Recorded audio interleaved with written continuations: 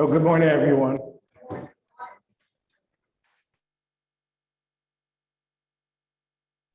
Good morning, President Lowry. We currently have 31 people online, so I think this thing get started. 31.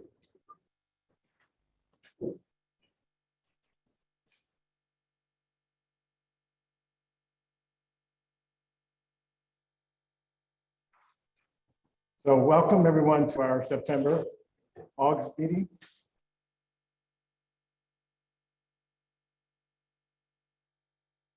Hopefully everyone can hear me.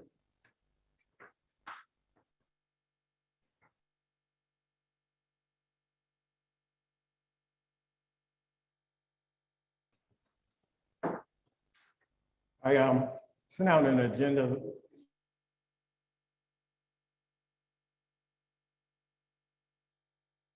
and updated membership. Hopefully you got that and taken a look at it.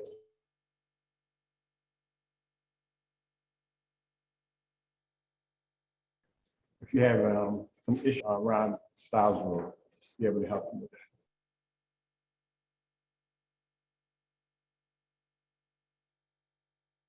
So I wanted to first of all thank the Museum of History and Culture and Joseph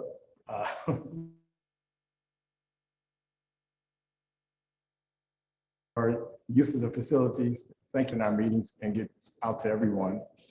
All right.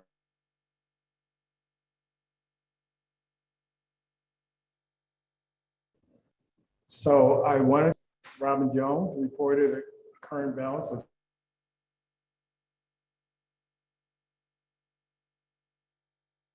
$983. I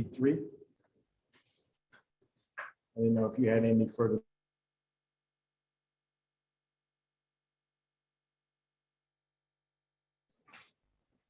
Great. Like I mentioned, we sent out the membership status report and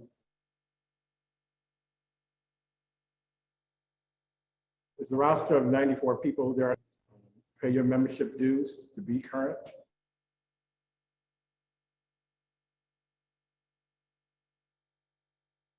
And as we go into this new year, at this point, if you pay your membership for this year, you're covered for next year also.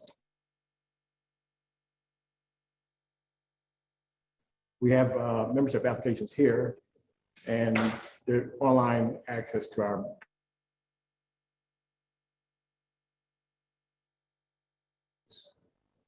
question.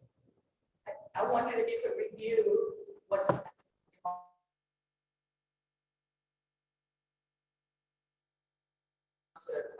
time of year. So our membership dues is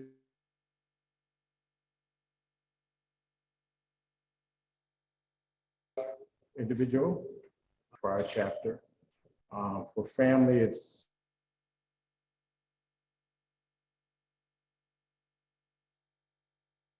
and 40 goes to national to be a member of the chapter also.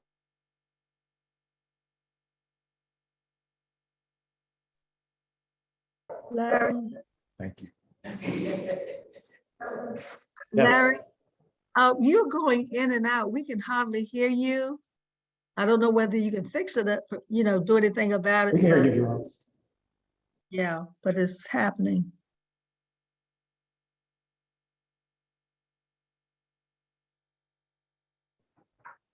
I'm sorry? No, I said we can't hear.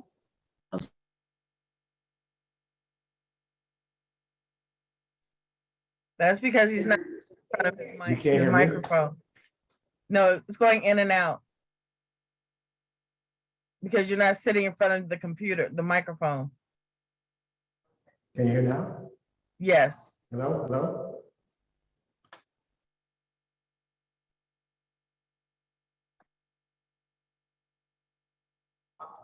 I will try to talk into the mic directly. That helps. Thank you.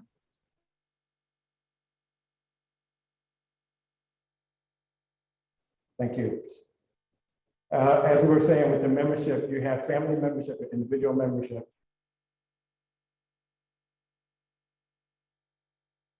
if you pay at this time of the year for 2023.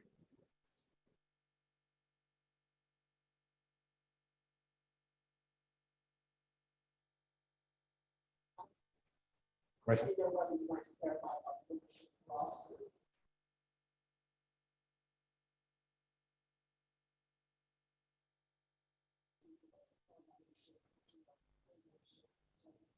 I believe that the correct number of paid members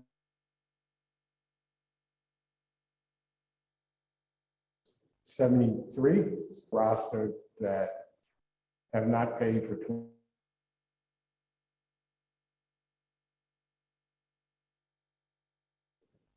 We're asking you to roster as we go into the new year for those.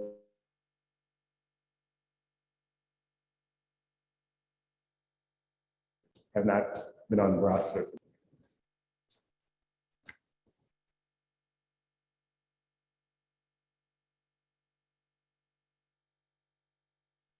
Moving on to the program chair, Jackie Boyd, who's currently not here.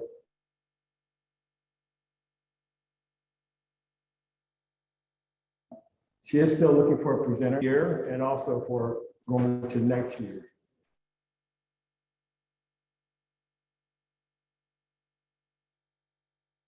To provide names to her of anyone that you may think would be a good speaker for our group.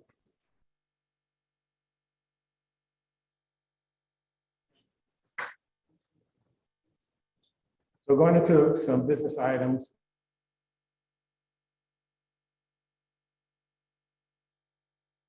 We have our election coming up and Arteal White for serving on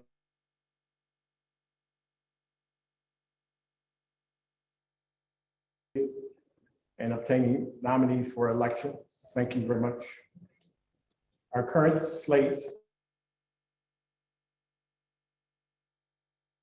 of our vice president, myself,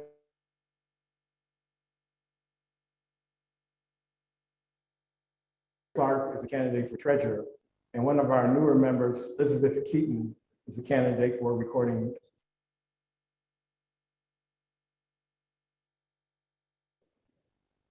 Just so you know, Ms. Keating has joined us. She lives in DC.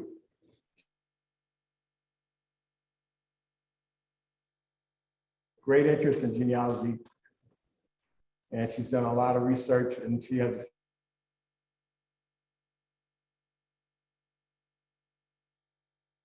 over 800 people. And she loves to be a part of our chapter because of her interest in. And she wants for all of us that our youth know that our history is enriched.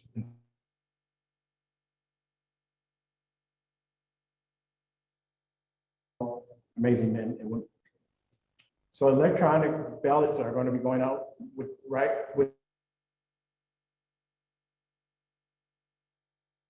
also for write-in candidates run for a position. And those will be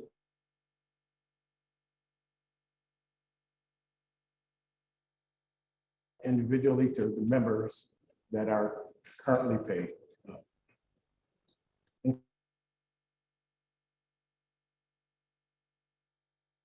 Back to that. Do we have a return date?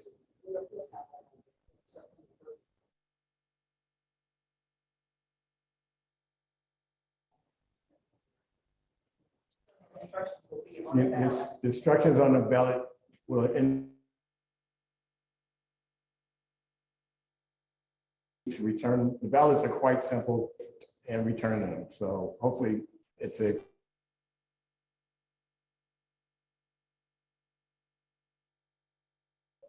activity for you. So I just want to bring attention to a couple of other things.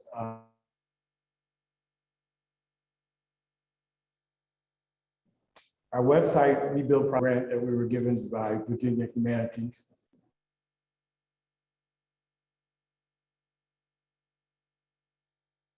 And we've decided on an event, working on starting, setting up the framework.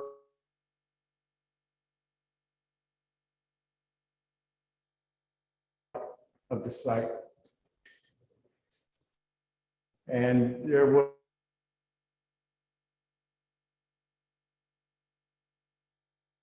a call for members to assist in content for the.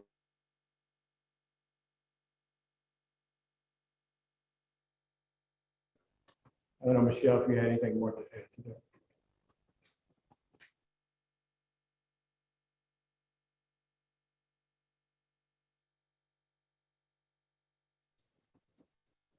Okay, and I wanted to, I'm sorry.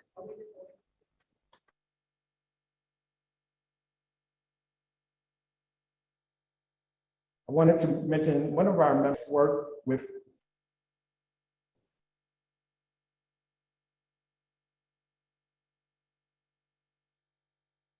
the cemetery that she found that was abandoned. It's in Verina, and this area is called St. James Community. So she working with to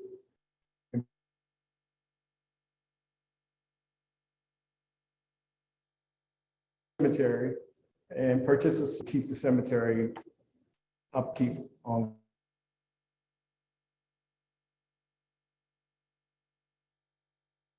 The cemetery is located Park Road, and on October 5th,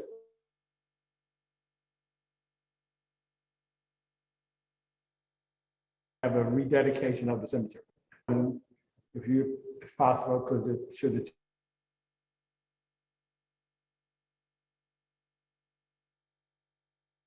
They're going to put up the new sign and make sure that that upkeep of that cemetery continues.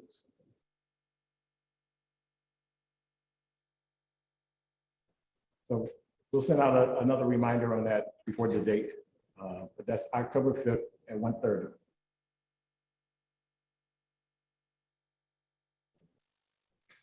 The other item I'd like to mention is the fact that a conference is coming up October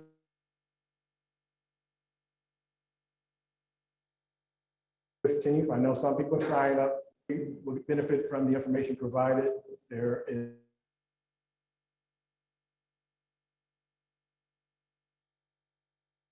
of information being given. And if you want to register, just go out to our org website there.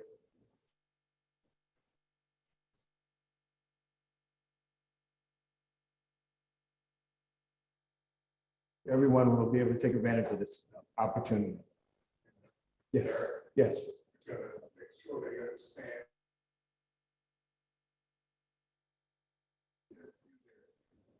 Membership number should be listed on the.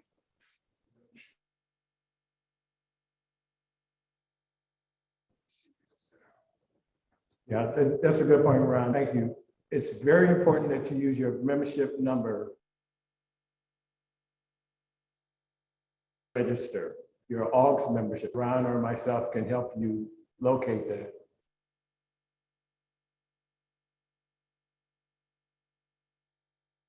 There was a few people that had some challenges yesterday, and it's very important.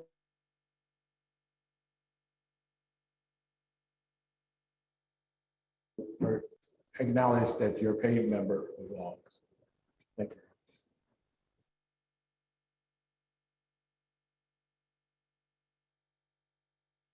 So today we have a presenter, David Wade. Before I go into that,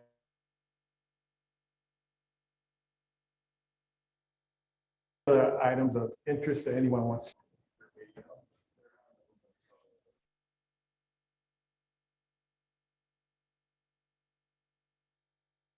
It's going in.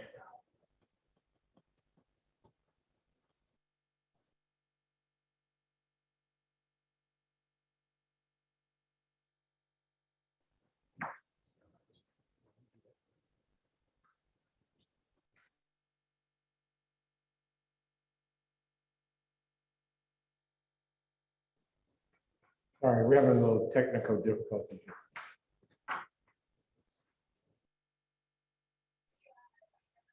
If you keep off the video, it may help with the audio. Can everyone restart your video? You're good on your account. All you should speak now. And then yours. It seems like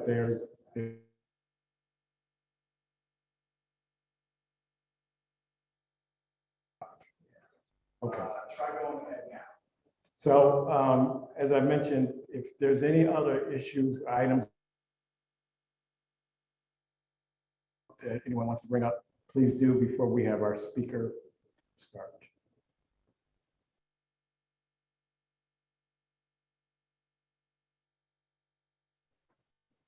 So David Wade is, as I mentioned, is a member of an organization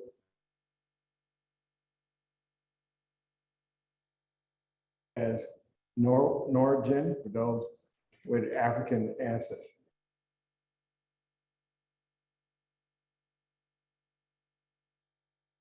In 2018, David Wade co-founded it in the context of the period's cultural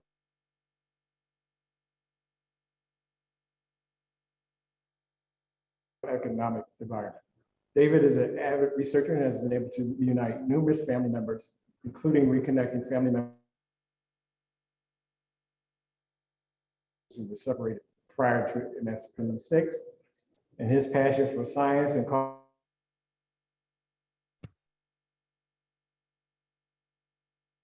technology has continued for over 40 years. David, I see that you're on. Are you able to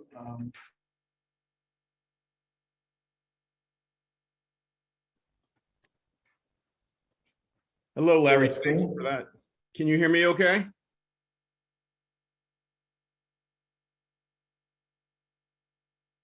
Yes, we can hear you here.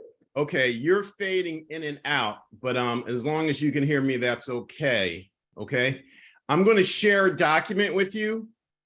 So I'm going to attempt to do that now. Okay.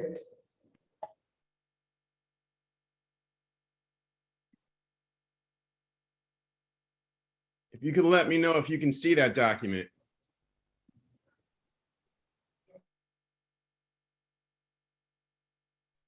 We only see half of the screen. Yes, we can see it. Yeah. Okay, now we can see it. You can see it? Great. Yep. Awesome. Okay. There you go. You might want to put in a slideshow. Yeah, it's in slideshow now. Is that okay? Yes, I can see that. That's perfect. Awesome.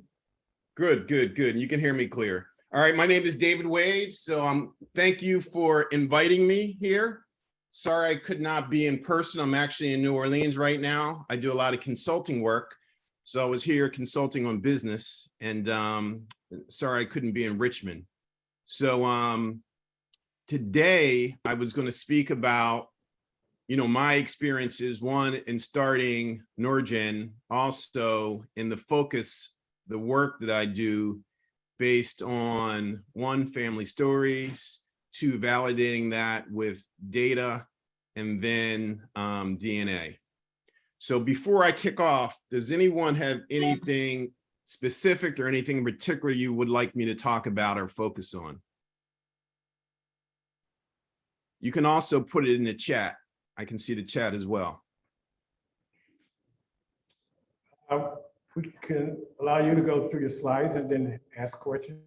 Okay, great, great. So Norgen is a company, and I'll tell you, the way we started it is, first of all, I was an electrical engineer, went to engineering school. I'm sorry, David, can you turn off your? Excuse me?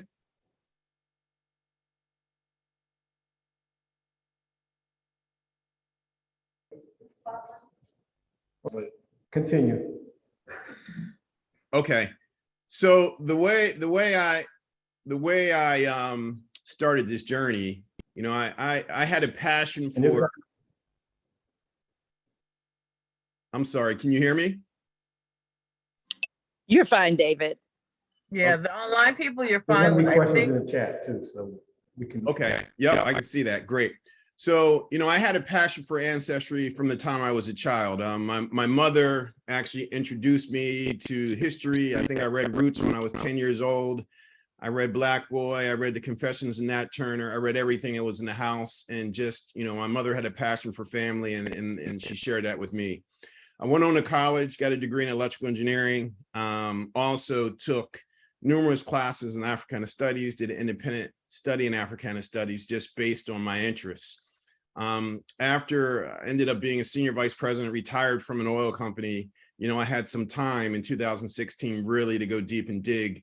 And I started exploring my ancestry some more. I met a cousin named Liney Garris. We had in connection, we're related through a plantation owner in Mecklenburg County on the Carrington Plantation. And we did the research, and through that line, you know, I was able to identify my third great grandfather, identified a lot of different records, meet family members. I happened to meet the fifth great granddaughter of Patrick Henry, who's my fourth cousin. Spent time, you know, doing research with her as well. And that's taken me in a journey. In my European background, you know, I'm pretty confident that I'm 11th cousins with Prince Harry right now.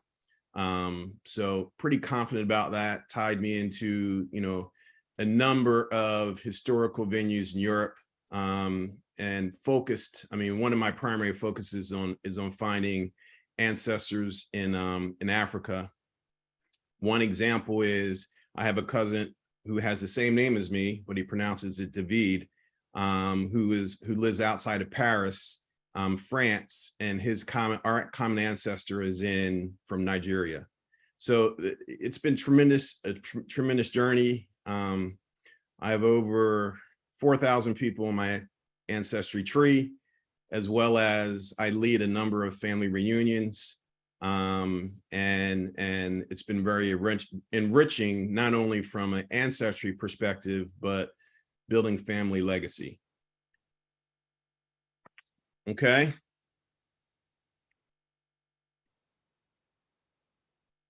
So my next slide just says my principles and what I've focused on is one, building a research community.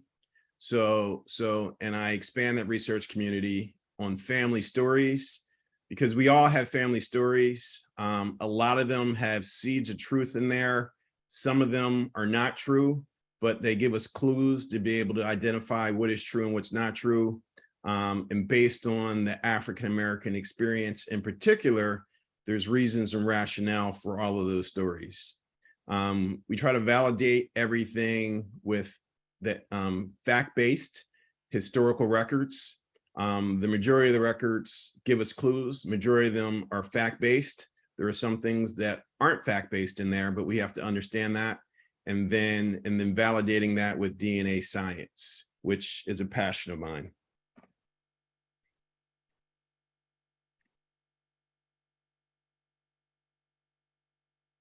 So just looking at the chat, so more clarity on DNA would be wonderful. So I'll touch on that. And there's a question, was that Mecklenburg County, Virginia or North Carolina? That was Mecklenburg County in Virginia. So, I mean, my family, obviously everybody knows we have a number of different paths that we kind of go back through. 2 parents, 4 grandparents, 8 great grandparents, etc. And then it doubles from there and back. So a lot of my family and my wife's family was from Mecklenburg County in Virginia, and Warren, which is in North Carolina, right on the border. On my mother's side, my father's side was a little bit further west, Pelham, North Carolina, and then Danville, Virginia, all the way up to South Boston. Some of my ancestors actually I found in New Jersey that were freed. I don't know at what point they were, but I can track them all the way back into the late 1700s. Yep. So Renee has. Because of the. Excuse me?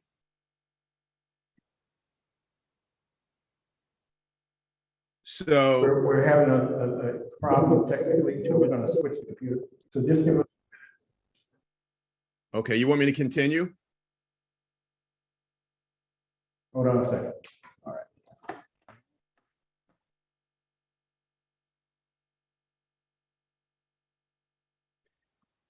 let me ask, how many people do we have online? 38. 38. Okay. The people online, can you hear me clearly and see my slides? Very Yes. well. Yes. Yes, yeah. Yep. Yes. Yes. Absolutely. Awesome. Yes. Okay. So it Okay, seems you like can we're hear us just now? having problems in the room there. Fantastic. So this is Joseph Rogers with the Museum of History and Culture. What we're doing now is we're switching it to my laptop, which should allow us to move a little bit faster on the network. It's just sometimes the configuration is a little weird. And I do apologize to everyone, both at home and here, but we should be good. This is the Mr. new Wade, world we live in, so it's to learn I'll too. give you the floor in just a second here. Sure. All right. Could you speak for us really quickly again? Yes, can you hear me? Yes, we can, and we can see you, and we've got everything going. I think we're good to go. Awesome. Awesome. So, I'll just step back a bit if you did not hear. So, the basis of the research that we do is based on building a research community, teaching, learning as well, and building a research community based on family stories validated by fact-based historical records in DNA science. A lot of those family stories are accurate. Some of them are not accurate.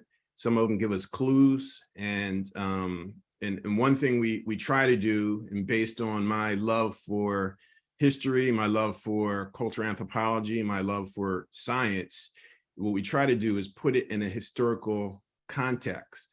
So I did a lot of work understanding the socioeconomic environment of the time that we're actually looking at. It's hard for us to do research and look at it from our lens today, because the lens and how the individuals viewed things in the time period they were living was very different. So I think it's extremely important to go back and really study the culture, the economy, the social dynamics, the laws, and everything that was happening to the individuals that we're studying in that time period. I think I got a question. Can I share my surnames with someone? Yes, I can do that. And I am on GEDmatch, and I do research with GEDmatch as well. So, one of the tools that we use is we go in and we talk to family members. We talk to the people who want to do the research just to understand the stories, and we listen very closely when we document that. Then we do research. We look through ancestry. We look through all of the different. I'm not advocating for any one particular company, but we look at the majority of the companies out there. And then, I think there's pros and cons to each one. So depending on the nature of what we're looking for, we look at each one. And then we, depending on what people are looking for, but then we'll put it in context and we'll do research. It's very interesting because, I meet some people who just go back. I can't say just, they go back and they look through documents or they hear stories, and particularly in African-American families and communities, it's not always what it looks like on the surface for various reasons. A lot of our, family members and ancestors, they were dealing with trauma, and we dealt with that in different ways. And how we articulated, how we explained who we were, how we told our stories was a byproduct of that as well. So I think that's fascinating. And for me, like, there's certain things I think I know about my family and other research I've done, but it changes periodically when you get more information and more knowledge and you put it together. It's almost like solving a problem and putting together a complex puzzle. So if you like to solve puzzles and you like to solve complex problems, this is the work that you would love to do. And I imagine that's why everybody's in the organization that you're in. Any more questions before I move on? So one of the more powerful things that I found, particularly working with genealogy with African Americans, is trying to break through the period before 1865. So that's very difficult. But there's some clues and some tools out there. And some of the tools out there, the freedom, you can look there's, there's a number of different ways to do it, but a lot of it's just hard research.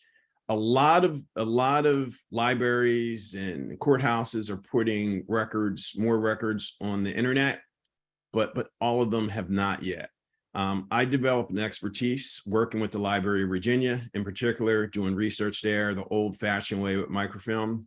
And one of the things I did was, I knew there was an 1861 census in Virginia.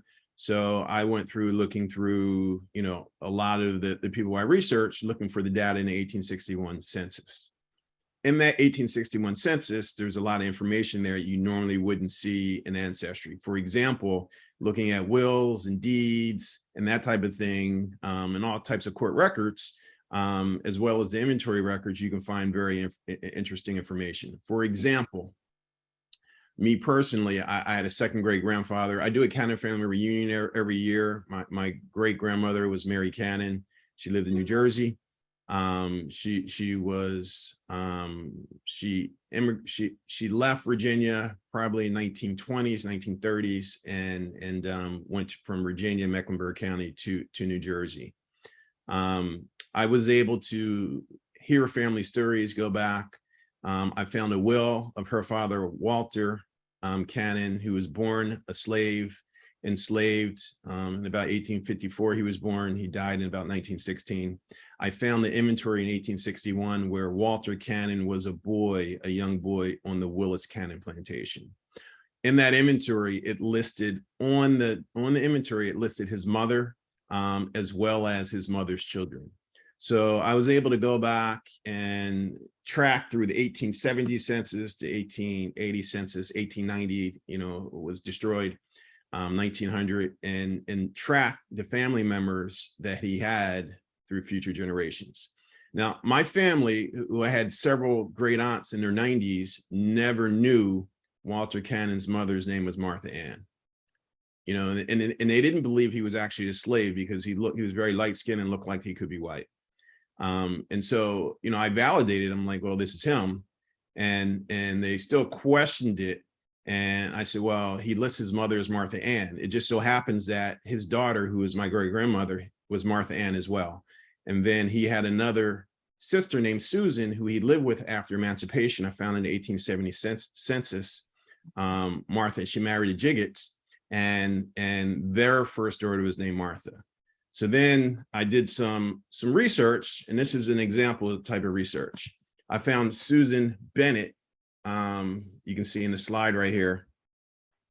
So Susan Bennett, so she married a Jiggets and then a Bennett. So she lists here on the certificate of death, her death certificate, Martha Ann Cannon as her mother, right?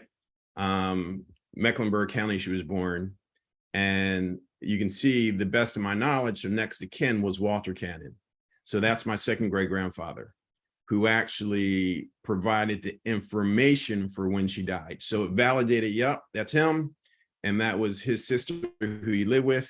And the next document here, so shows William Boyd, who is her son-in-law, actually was next of kin when my second great grandfather, Walter Cannon, died as well. So I was able to validate that through the documentation. It says Walter Cannon, his father, don't know. He was born on a plantation, but his mother was listed here as Martha Cannon. So that gave me the documentation evidence, and he's listed here as a Negro as well, even though I have pictures of him and he looks white, right? So, and then I know like how he died. So I have a database for thousands of people in my family for how they died. So then, that helps with trends from a health perspective, understanding what things run in the family. And some of the things people die from in the past, we don't die from now, but some we do.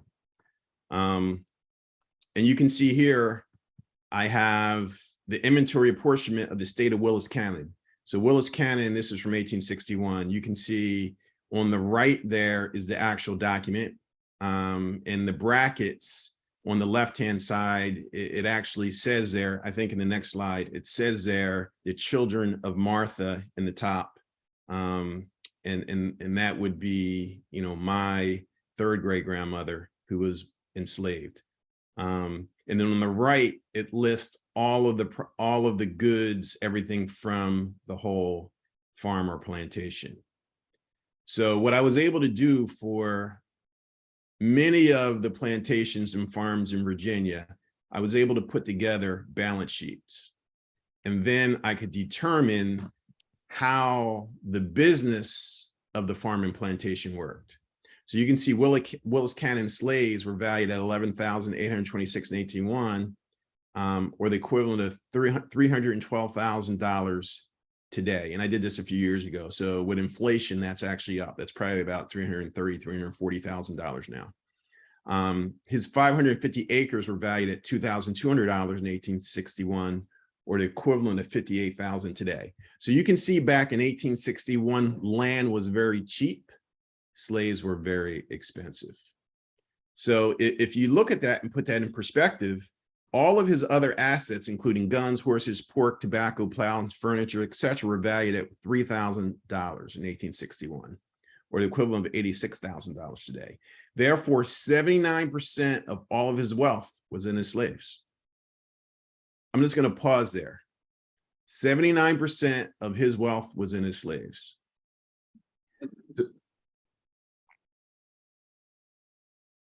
Did somebody say something? I think everybody just kind of gulped. So when the family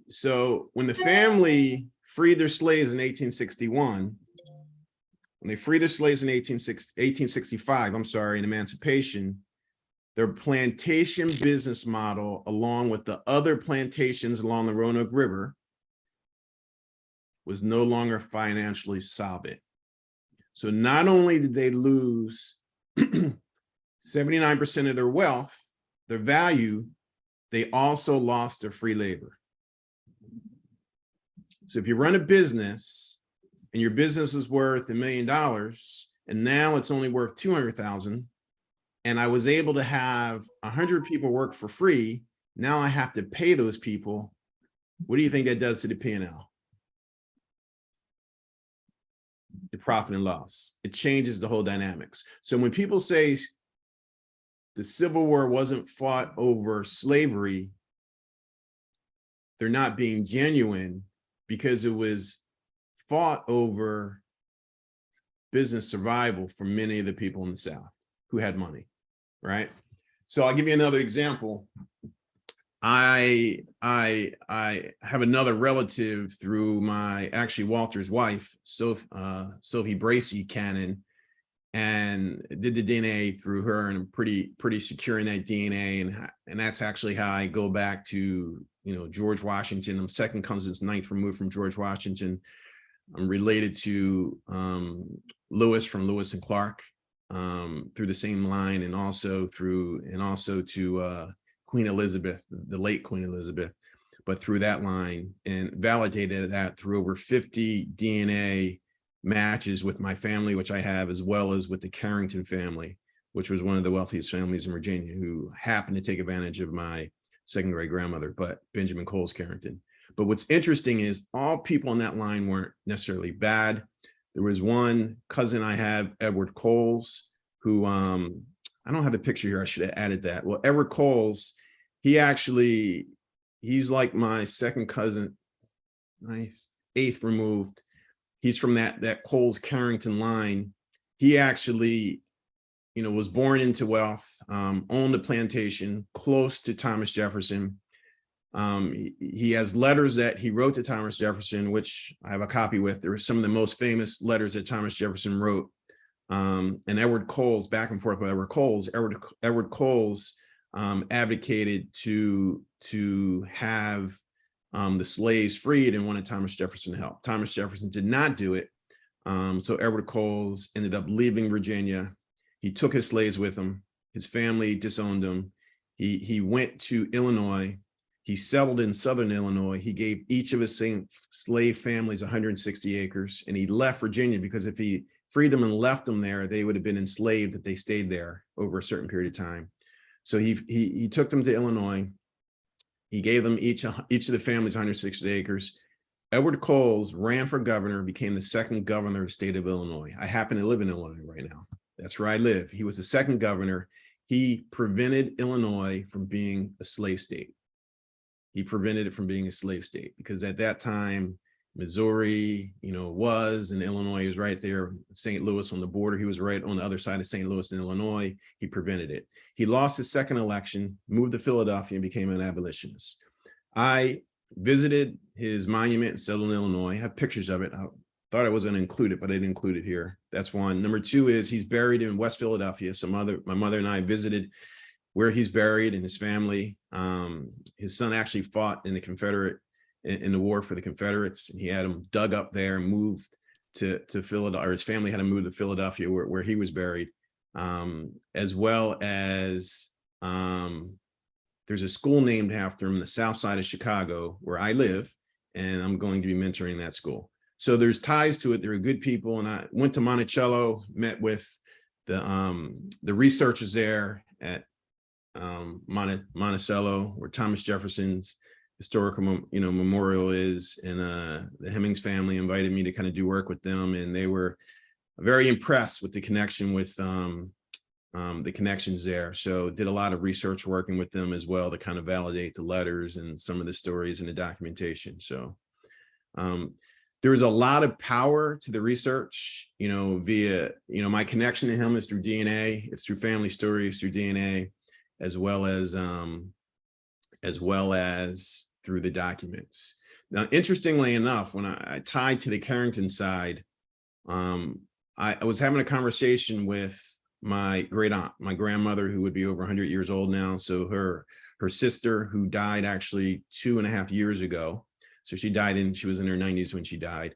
And she, for whatever reason, she was very open with me and she shared a lot of information. So she was one of 12 kids that lived, and she didn't live her whole life with her parents. She spent some time with her grandparents, or actually her grandmother and her step grandfather. And she told me, I asked her about her mother and father, and I asked her about her grandmother, who she lived with. And she said, she was telling me all about her. She was a small lady. She was really sweet.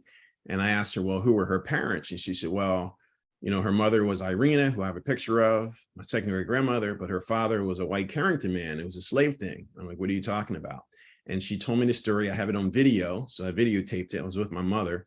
And I asked her, did you ever tell anybody this story before? And she said, nope, never did. Did you ever tell any of your sisters? Nope, never did. So then I ran the DNA, and I had 30, 40 matches with the Carringtons. So I started, calling them, trying to identify them. One person out of the first 15 or 20 responded to me, and I went and met with her, and she does ancestry research from South Boston. And we kind of compared notes, and we figured out who my second great grandfather was, Benjamin Coles Carrington, by DNA, the right amount of DNA, because I look at how many single organs you have in each generation, whether you're full or one parent or two parent to that family. And then we backed into it with all the documents and records, and she said, welcome, cousin. And then she, shared me everything she had. So it's just fascinating what you can do just kind of based on understanding family stories, which that was a family story, validated with DNA and then with the documents. So what's interesting is my great aunt, she thought that her father was a different father. This is the mother's line we're going through, the DNA. On the father's line, I validated that she had a different father, and she knew she had a different father. And because she overheard when she was a young girl, her parents arguing about it. And that's not a great way to find out about it, but she always knew. But she said her father treated her tremendously, even though she was one of the most loved children, even though he knew that she had a different father. And what's interesting is, I find that a lot when I do my research. And I kind of go back to the New Testament. If you read the New Testament, the first book in the New Testament is the book of Matthew. The first sentence in the New Testament says, this is a genealogy of Jesus. And the genealogy of Jesus, they trace back through Joseph, back to Abram. And so you think about it, they didn't trace it through Mary, who was the host for Jesus. They traced it through a surrogate or a stand-in, Joseph, who didn't even believe in the beginning that, I mean, there was a point there where he was going to leave Mary, but it was important enough to track the genealogy of Jesus through Joseph. So that says to me that if it's good enough for Jesus, it's good enough for anybody. If somebody stands and raises a child, that is their father. So I don't look at it as you have a biological parent or you have this other parent who raised you. I look at it as it's just a blessing. So two of my great grandfathers who I knew personally, I found out they weren't my biological great grandfathers. And I found in one case, the family, I'm pretty sure I knew who my great grandfather really was through historical records and research and DNA. And the other one, I found I believe the family through DNA, but I haven't identified who the person was. So it's a journey, right? And you just have to be prepared to accept whatever you can, you have to be prepared to accept the facts as they are. Another roadblock I ran into is, a number of people in my family, said they were Native American, participated, had Indian cards and Native American cards, and it was part of their identity. And I had to let them know that, well, the majority of our family were not Native American through DNA, and the ones who were had, between 1% and 3%. I think the highest was 3%. And explain the math, then that if you have like 1 or 2%, that means one person back in the 1690s, like 6 to 7 generations ago, may have been Native American. So just understanding the history, it was kind of difficult. So I have a few family members who don't talk to me right now. So they still haven't kind of reconciled that. And the reason why we did that, there's a good reason for it, because, we were treated, particularly in Virginia, North Carolina, and Georgia, Alabama, we were treated as second-class citizens. And if somebody was Native American, the 5 major tribes that were Native American, they assimilated, and actually had slaves as well, but they were treated differently. If you're African American, you couldn't get education, couldn't get a job, couldn't couldn't drink from water, there were certain water fountains. So it was a very difficult thing for people. So sometimes people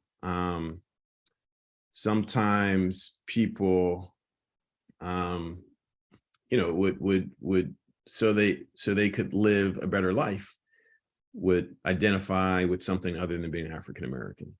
So but today, I don't think that's as important as it was. I can't judge people from the past. So people did what they had to do to survive, and maybe they didn't know and somebody told them, but today we have the information, so people can do whatever they want with it, but I'm clear what my decision is. So let me see. Another thing I did, so once I had that information on Martha Ann Cannon, she had a daughter named Susan Cannon. Martha Ann was enslaved. I went through the 1870 census and identified and tracked all the people and built trees for everybody I could find. And I kind of just played that forward, and I met a young woman named Wendy. She lived in Indiana, so I went and visited her and identified she and her mother, my second, third, were my cousins, basically. I found the second and third great grandchildren of Walter's older sister, Susan, and I went and visited her, and there's a picture. There's Wendy and I. So, and she introduced me to another 200 to 300 family members and cousins. They do a family reunion, as well as I live outside of Chicago. She lives in Indiana. She happens to be extremely close friends with one of my proteges and best friends that I mentored at BP before I retired. And it's just a small world, right? So how we reconnected from, our common ancestor was a woman who was enslaved that we didn't know existed. So any questions so far before I go forward?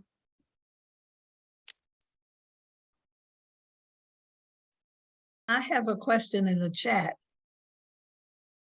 Oh, would I be related to Thomas Cannon Sr.? I mean, I am related to a number of Thomas Cannons, so I don't know which one that is.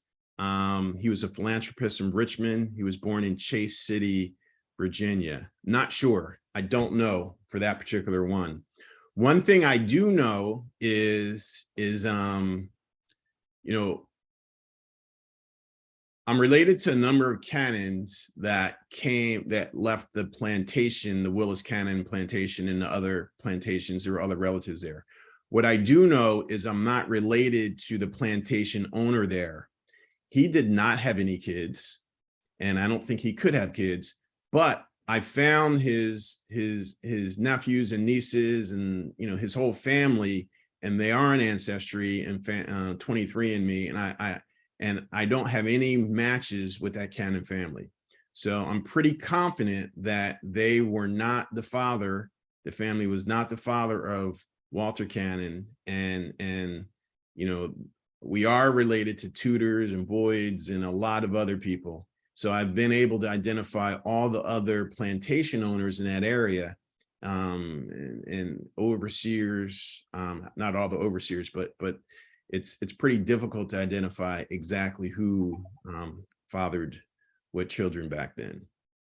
Thank you. You're welcome. So some other interesting work, and this might be interesting to you, in Richmond. So I collaborated with the Library of Virginia in Richmond. And the picture there is of my mother and I, and we're standing next to my second great uncle. His name is General Cannon. And in the picture, and up in the right-hand side is also my second great uncle. And they both fought in World War I in France. Their father was Walter Cannon, the one I spoke about. So Daniel Cannon up in the right, he was extremely smart. And my great aunts, you know, talked about him, and so they gave me a lot of stories. And I know he was smart because, you know, he went to officer school, and typically to do that in Kansas City, being African-American, that's where they sent everybody. There was one place where they went. You had to have a high school degree. He did not have one, so he got in without having that. And he went to France, and he was a medic. I think he was demoted there, but he came home, and he was extremely frustrated, I know, when he came home, because I think he was very smart, and he was treated not very well when he came back to Mecklenburg County. So I think he struggled as a bit after that, and I can identify with being intelligent and treated and not having opportunities.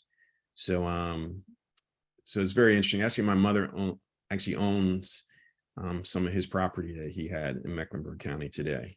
But so it was handed down to her.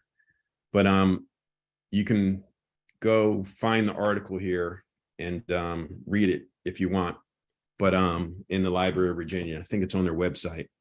But what's interesting is, you know, I did a lot of research looking when I was doing this work for other people. I'm just using my family examples here as examples, but I did a lot of research for other people, identifying the uniforms in World War I and the Black soldiers that fought there, and where they fought and what they did and the experience they had. And I'm going to play a video, and let me know in the chat if you can hear this okay. So this is some of the research that we did, and that's General Jackson Cannon there in the picture. I'm going to play the video here. You can see him talking about the uniform. We're almost certain that the image was taken in Europe, probably France, based on different elements of his uniform. Prior to leaving the United States, most soldiers were issued with what looked like gaiters. This gentleman here is wearing a pair. They abandoned those as soon as they reached Europe and started using these leg wraps or puttees. The other thing that's different is you see a campaign hat. if that appears in a photo, it's almost certainly taken stateside. Whereas if he's wearing the Garrison cap, Pershing hated that hat. And so he ordered his men to wear these Garrison caps. And so those combinations tell us that this was likely taken overseas. Dale's more of an expert in all of the backdrop, but it too could very easily be France someplace. It's a bit unusual in that he does have both of his collar discs. A lot of guys did not keep those on for whatever reason.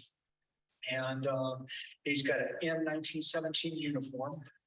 And he is almost certainly a private. They only had rank indication on one arm and from corporal on it. He's not yet been there 6 months. Otherwise, he'd have a little chevron. And he's not wounded at this time. Otherwise, he'd have a chevron there. Thank you. Thank you.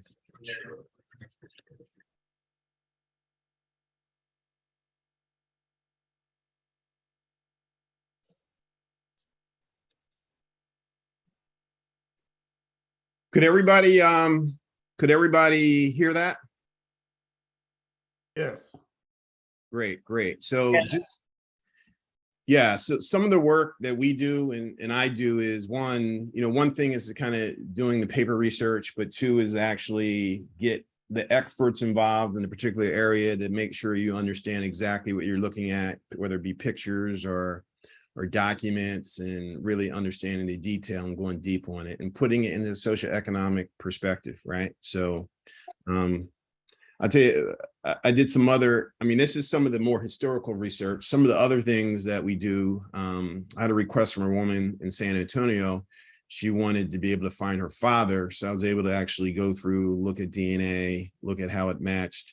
And this is it's interesting. So her father ended up being somebody you may even have known, but I got in contact with a guy named Dominic McFadden and talked to Dominic, and I said, hey, I have this woman that matches you, and it may be your half sibling. And it was the son of Gene McFadden. Gene McFadden was from McFadden in Whitehead. Ain't No Stopping Us Now, the song, and wrote many songs for Teddy Pendergrass and Philadelphia Sound.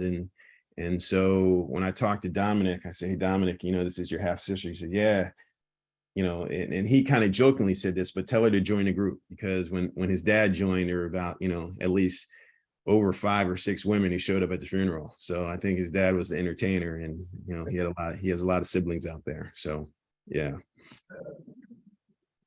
Yeah. So in the chat, it said, can I put my GEDmatch kit number in the chat? I have to pull that up, but I can definitely share that with you. The next one is, I found my biological dad through ancestry DNA, and my half sisters also. He's afraid to acknowledge me because his wife and his caregiver does not want to upset her. My sister's extremely okay. Yeah, so there's mixed messages, right? So I did some work for someone and identified that he had a number of children that he didn't know about, but he knew he could. But I found a young lady who was his daughter, and she thought that both her parents were deceased. And at first she was a little uncomfortable. And before she would talk to him, she talked to me for like a few months, actually, before she was comfortable enough to actually talk to him. And so she eventually did, and figured out that, he left Virginia and went to he lived actually in Harlem, worked at a bar, and where she lived was actually a few blocks from there, that, her mother, and identified, family traits, and that was his daughter.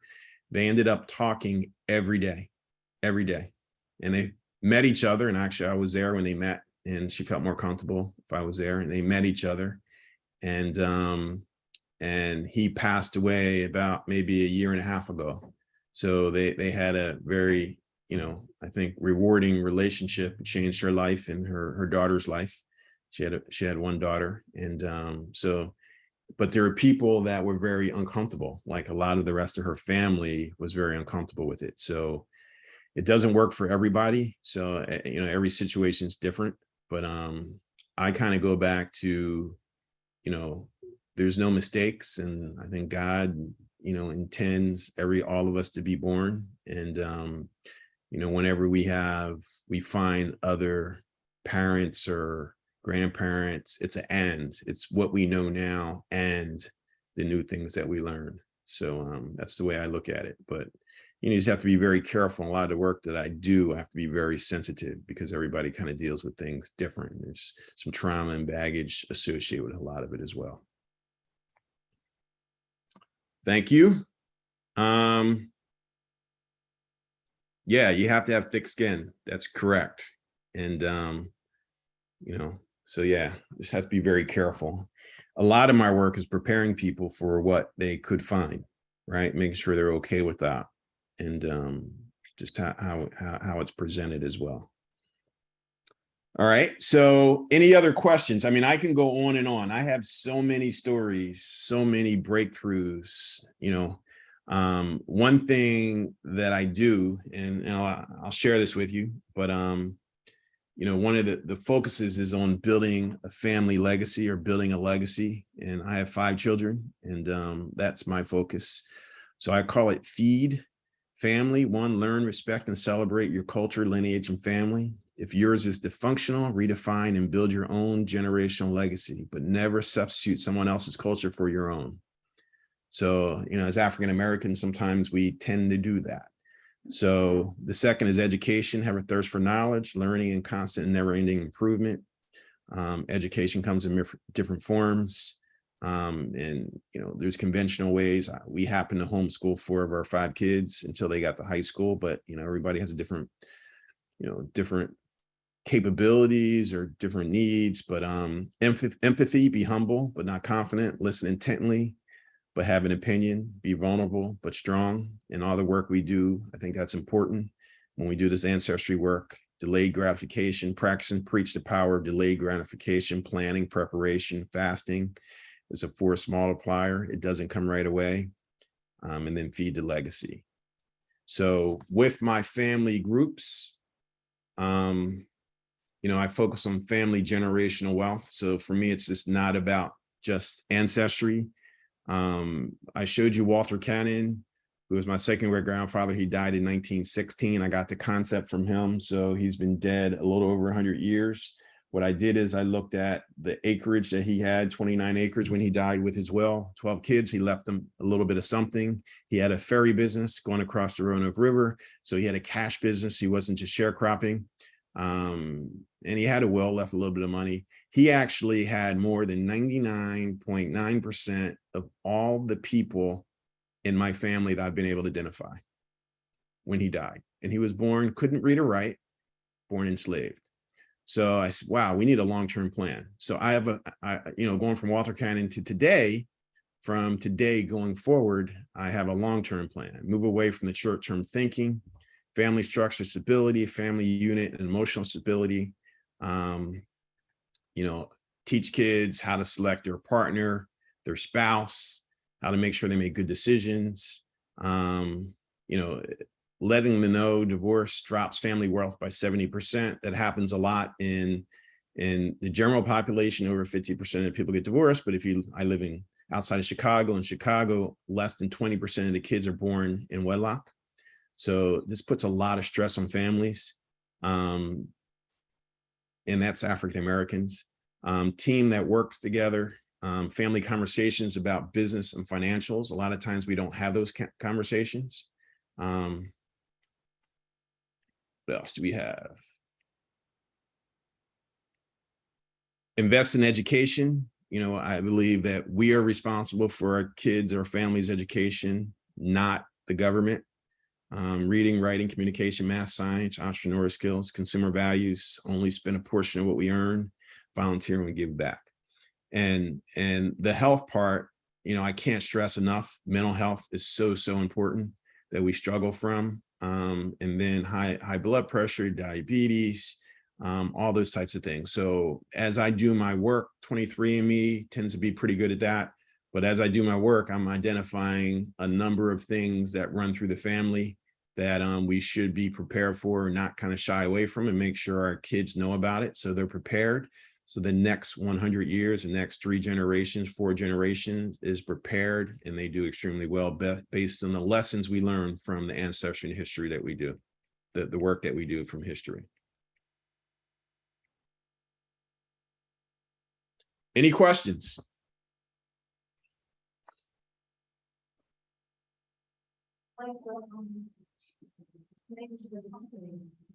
I'm sorry, I can't hear you. What's the name of your company? The question was the name of your company. Okay, so my ancestry company, it's on the screen right now. NOIRGEN. Norgen.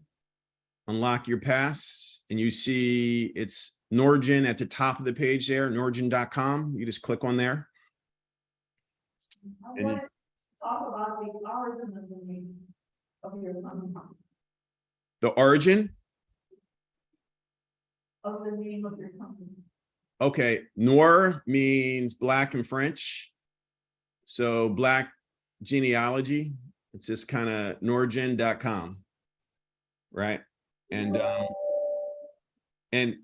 so, you know, black is black, right? So it's just another way to say black genealogy. It just so happens, you know, the other founder, you know, we have ties that go back to a lot of French ties. And then, like I said, I have a Black Frenchman who is my family member who I found through DNA. So we just kind of decided on that.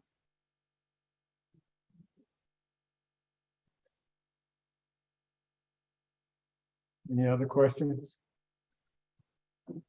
Questions from the Zoom audience?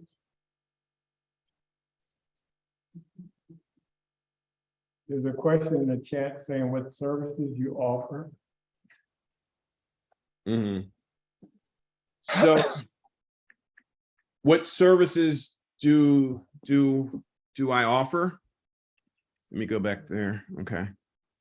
So we offer services like if you want to, depending on your level of knowledge or expertise, some people don't really have any computer skills or any knowledge. So we'll go and we'll find just a basic, genealogy. We'll kind of look at their tree and let them know who some of their ancestors are. There's a nominal fee for that. And then, depending on what you're trying to solve, I mean, we can do pretty complex research. So some of that is based on retainer. It depends on how much you want to find, right? Typically, like if we do work, it could be a couple $100 just to do some basic work. But if you want to find work like, are you related to the royal family in the UK? A lot of us are. It's not like it's not that hard to do, to be, but that could take. It's not hard to be related to them. A lot of people in the US are. They just don't know how to get to it and identify and validate it. So that could take maybe enough research. It could be like a couple $1,000 on retainer. So I've done a lot of that work, which is kind of, more detailed work. And depending on what their question is, depending on what I find in their basic, how much they know about their family, it could be more time or less time. A lot of it's just time bound. And I have a consulting company, and I have a startup business I do with a friend of mine. Actually, it's growing now. So we have a business where we export product, cashew nut shell oil from Tanzania, Africa to China and India. So I kind of do that. I'm just an entrepreneur, and I do consulting work for a nonprofit that's a science, technology, engineering, math organization for kids. I do that, and they may be interim chief operating officer, but I'm going to kind of wean away from that, just help them as much as I can. So we just I don't have a tremendous amount of time. We have some people helping us as well. So depends on the nature of what you're looking for, and we can customize something that makes sense for you. Okay, there's a couple other questions. Yep. One, surnames of your Danville relatives. Yeah, so some of them are Wade, Mims, or others. Hairston, Riggins. So there's some of the main ones. Other, as you go up, there's a lot more, but Mims, Wade's, Hairston, are Blackwells or others. Yeah. No Murphys? No Murphys that I know about, but I have to look. I have Murphys in Danville. You do? Okay. I have to look in my tree. I mean, Danville's a small place. It was the last capital of the Confederacy. I don't know if most people know that, but it was. Almagro was a Black neighborhood in Danville. They had their own hospital there, where most of the Black people were born, and that's where they went. Oak Hill Cemetery was the main Black cemetery. So I know the people who run the cemetery now. It's a city cemetery. So I can get to that pretty quickly. I have to look at my tree and find out where the Murphys are. So I know Danville very well. I might reach out to you for that. Okay, sure. Yeah. I see I have a young man with more DNA match with me than my nephew, but we can't figure out how he's related since his father was adopted. Could this be something you could help with? Yeah, I could definitely help with that. Yeah. Yeah, I can. Somebody, Mims and Wiggins, any from Virginia Beach. I don't know any Mims from Virginia Beach, but could be. I mean, Mims was a common name. Some of my family spells the Mims with 2 M's, but I know I do have MIMS Mims that are tied to one of my second great grandfather's brothers. They use the 1 M and they live in the eastern part of Virginia. So it could be, it's possible. Sure. I was really interested in your last couple of points too, specifically around education. What does ownership of our children's education look like to you? I heard the first part of your question. The second part is, could you repeat, what does what look like for children's education? Can you repeat that? What does ownership of our children's education look like to you? How would you describe that? Okay. So before I answer, I will describe that. Michelle, thank you for attending and listening. I see you have to drop off. Take care. So I would say that, for me, my wife and I, my oldest daughter, I have 5 kids. My oldest daughter, she had a reading. Well, when she was in 2nd grade, she wanted to bring a book home from school. And in the library, it had a green dot. I forget the color, but call it green dot. And she couldn't bring it home because the teacher told her, well, you only can read the blue dots and you can't read the green dots. Now she was a little slow in reading in 2nd grade. So she was upset, came home, told my wife, well, told mom, I want to read this book, but they won't let me read it as a green dot. So my wife called the school and said, well, she only reads green dots, not blue dots. So my wife was kind of upset. And my wife typically at that time would read the books to her anyway, right? So my wife, she came home the next day. She didn't go to school, and school called and said, where's Peyton at? And well, she's not coming back. We're going to keep her at home. Peyton, when she was 7 years old, was 7th in the country in 400 meter and track. She quit. She didn't want to do it anymore, but she was pretty confident, young girl. And we noticed that, she was being less confident in school. So my wife homeschooled her. When she was in the 7th grade, she says, I want to go back to school. And so she tested and she went to a small Christian school. She started high school in the 8th grade. She graduated 7th in her high school. She went to University of Maryland. Actually, in high school, she was #1 in the country in the high jump, #4 in the heptathlon, in the AAU and US track and field. She went to University of Maryland, full scholarship, graduated academic All-American, went to University of Illinois, Chicago, got her doctorate in pharmacy, graduated 3 months ago with a 3.95 GPA. She was in the US national track team. She was in tons of organizations. She works right now doing medical affairs, neuroscience at Abbey Labs. This kid, if she was born in South Side Chicago without parents that pulled her out of school, she probably would have been labeled in remedial reading, special ed, and she still reads slow. Right. So it was important to us that we didn't let the school dictate what our values are, how our kids feel about themselves. So we gave them the option. You can stay home, you can go to school. Right. So all my daughter stayed home. My son wanted to go to school, but he benefited from what we taught the rest. And I just believe, particularly as African Americans, you know, we have this thing where we say, okay, the government educates our kids. And doing the research that I've done, you know, I spent a lot of time at Monticello, and Thomas Jefferson didn't go to school. All the U.S. forefathers, majority of them didn't go to school. But Thomas Jefferson, I don't agree with all his beliefs. He didn't believe Jesus was God. He had his own kind of Bible where he took it all reference that he was God, but he believed he was a great person. But you know, he was well educated. He was extremely educated. So it kind of made me think, well, the only model isn't the 1930s model where we had public education so that we can educate people to create things after the war effort. You know, we own the education of our kids. And if the school can do something to help the government, that's great. But it's not their responsibility to find a job and to do everything we can for our kids. So it could be homeschooling, it could be a hybrid model, it could be, you know, going to a school that has your values. There's a number of different solutions for different people. But that's you know, how we got to that point. At a minimum, though, you know, we spend so much time, you know, memorizing kids, particularly lyrics to words to rap songs. And if you go to Apple Music and you read the words, which you can now, it's just, you know, I mean, I like music, I like rap, I listen to everything. But if you read those words, I'm like, man, I can't listen to this song, I can't listen to that song. There's only a few songs I can listen to. I wish, you know, so but they know the words to all these songs, but they don't know the things they need to know. And I'm not talking about memorizing dates and things like that, because I think that's a lot of wasted time when you can look stuff up. But really understanding the context of how we fit in the world. You know, basic things like you graduate, you understand the rule of 72.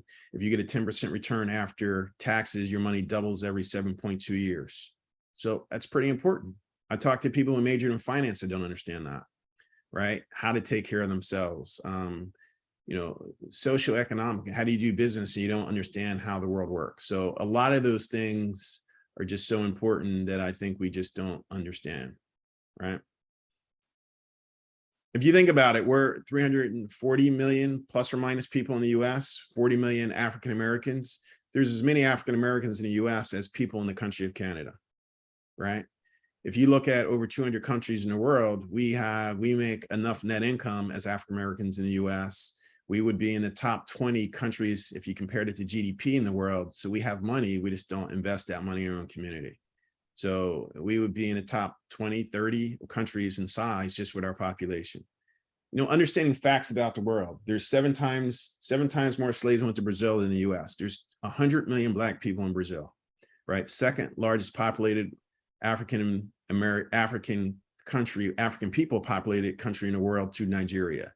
Just understanding the context of where we're at, right? And how it all fits together and where we sit. You know, a lot of the research I did kind of put that stuff in perspective for me, but understanding the data, the information, and stepping with a critically thinking through it. I'm sorry, I went on a little tangent there, but does that answer your question about why I think owning education is important? Yeah, I think it does. And I think there was a comment, great testimonial. So I think. Because none of that stuff you learn in school, right? No, unfortunately. Mm-hmm. It says I have Wiggins cousins in my tree, but they're Nansen and Norfolk counties. Yeah, my relatives were Riggins. My grandmother's maiden name, Riggins. Now, sometimes Wiggins could be Riggins, I don't know, but sometimes it's a spelling on the back end, typically not the first letter, but not sure. And I've put together, for other families, I mean, some of the more powerful work is finding, you know, putting together families before they were enslaved, you know, Freedomsboro work, looking through old documents. I have a third great grandfather. I found his papers, a contract he signed, which is basically a sharecropping agreement, which is very interesting about that. His name was Solomon Boyd. So my cousin is on here, so you probably have interest in that as well. So what's very interesting about that, Jackie, is that document I have is, sorry about that. Let me put that on silent. That document is the terms of that indent, kind of sharecropping agreement is almost worse than slavery. Right. And then that same plantation owner that he signed it with, I found a letter that she was pardoned by the president, which everybody was, who was supported the Confederacy. And the only way she can get her pardon is she agreed not to have continued slavery and let her slaves go. So she did that, but then they also had a contract in place that basically indebted them. So those documents are very interesting, right, to understand. So that's some of the more interesting work that I've been able to do. Okay, I think we are wrapping up now. I really appreciate you, Mr. Wade. A lot of information, and I think some people might even reach out to you and see if they can continue conversations with you. Sure. Here, I'm going to put my phone number in the chat. Okay. My direct phone number. I think if you go to our site, I think the number there goes to my business partner, which is fine. But okay. And then we have a business, but this is just easier for me. DavidWade.net. It all gets to the same place. That's my email as well. David@davidwade.net. Phone number 630-615-0734. We're not seeing that yet. Yeah, it's in the chat now. Do you see it there? No. David, you sent it directly to me. This is Renata. Okay, I'll change that.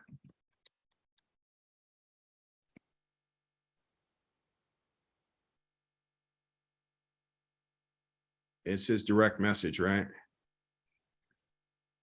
Yes. You Change it to everyone. There you go. And I'll send my email address to you.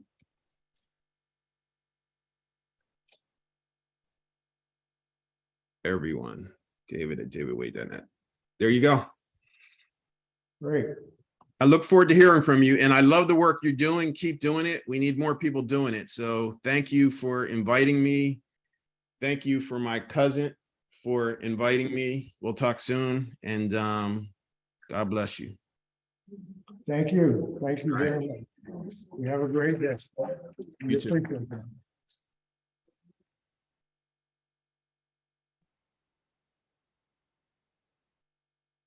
One thing before we go.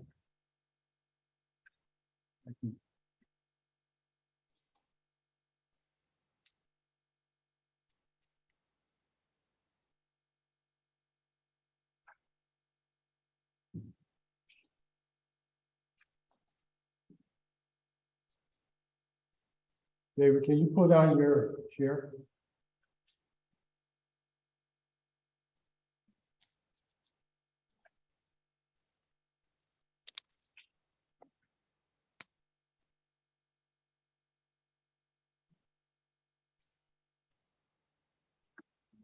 Sure. David, you have to click stop share.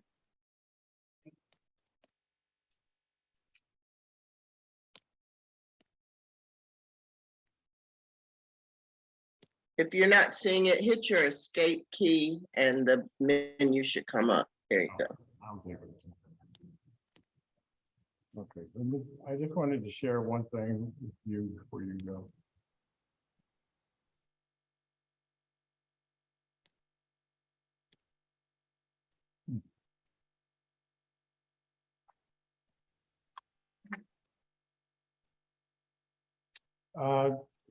Latika Lee has brought this to my attention. Next week at the Richmond Public Library, there's a presentation on Journey to the James River. This is a physical in-person event. It's on the 27th, that's Tuesday, at 6 p.m. Any further information about this, Latika? And you tell us that we will not. Yes, thank you. Good afternoon, everybody.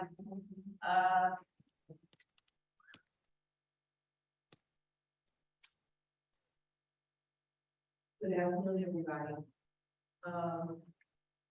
I would like to invite you to attend the AAHGS-GRVA Council, history series.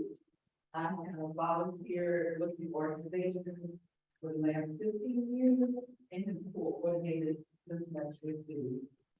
This year, as we're this year now in person, and so we have Jonathan Kinney, who is a doctoral student and independent researcher who will take us on a journey by change of African American story, and fight. So the event is taking place on Tuesday, on September 27th at 6 p.m. at the Richmond Public Library, on Franklin Street. And if you would like to attend, please let me know by email, and my email address is @yahoo.com, or you can give me a call at 804-601-6339. Thank you so much, and look forward to seeing you. Thank you, Latika. Okay, we now going to close. I appreciate everyone coming and all of you that are online. We look forward to seeing you at our next presentation. We will make sure everyone's informed of that as it comes along.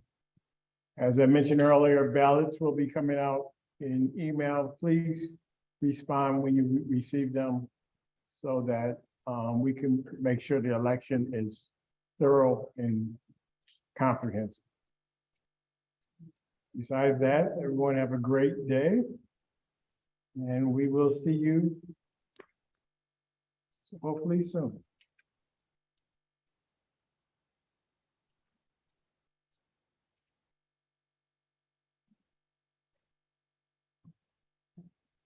Yes.